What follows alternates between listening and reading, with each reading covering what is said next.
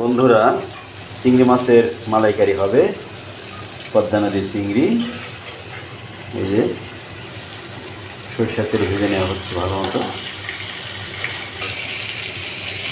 ভালো করে ভেজে নেওয়া হচ্ছে চিংড়িগুলো তো সেই রকম ভালো ছিল, সাইজে খুব বড় ছিল। সরিষার তেলে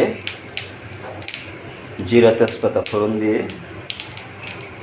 আলুগুলো ভেজে নিতে হবে।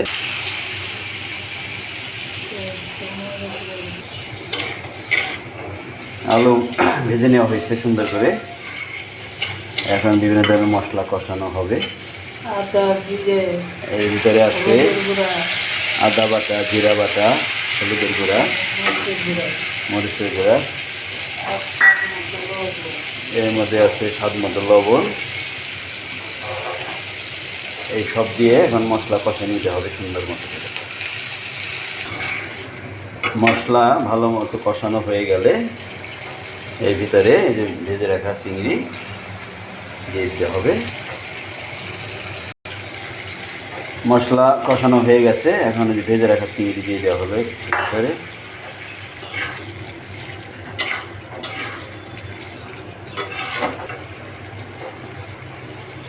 এবার নারকেলের দুধ করে রাখা হয়েছিল, নারকেলের দুধ দেওয়া হলো।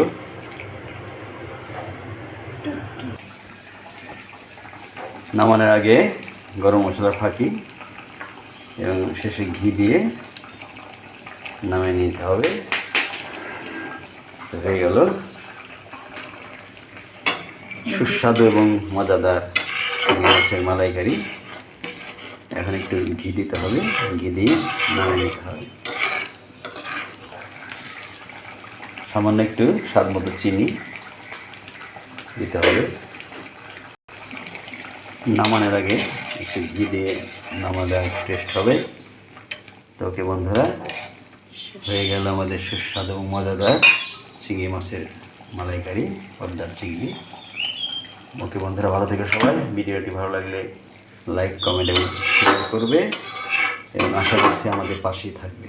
ধন্যবাদ সবাইকে।